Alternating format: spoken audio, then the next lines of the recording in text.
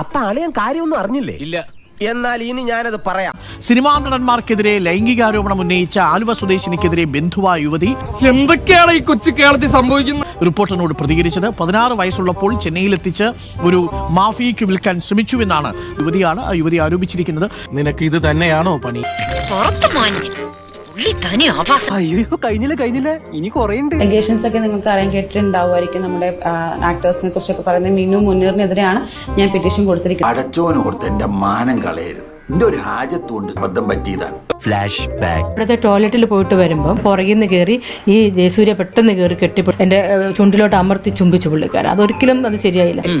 ആളുകളുടെ ഇടയിൽ വില മതിക്കാനകത്ത വിലയാ തേനാക്കൊലയാ. അല്ല, പ്രഭാകരേട്ടന് വീട്ടില് വിലയില്ലെങ്കിലും നാട്ടില് പുല്ല് വില. ഓഡിഷന് പോകാനാന്നും പറഞ്ഞ് എന്നെ ഒരുക്കി വീട്ടിൽ നിന്ന് കൊണ്ടുപോയി ഒരു ഹോട്ടൽ റൂമിലാണ് ചെന്നത്. എന്താ ഉറക്കം വരുന്നു. എനിക്കൊരു പരിചയമില്ലാത്ത ആളൊന്ന് എന്റെ മുഖത്തും മുടിയിലും തോളത്തൊക്കെ പിടിക്കാൻ തുടങ്ങി. അമ്മയോടും സഹോദരനോടും ഇക്കാര്യം പറഞ്ഞിരുന്നു. വീട്ടുകാർക്ക് അറിയാം. അതേ തുടർന്ന് ഇവരുമായുള്ള ബന്ധം വിച്ഛേദിക്കുകയും ചെയ്തു.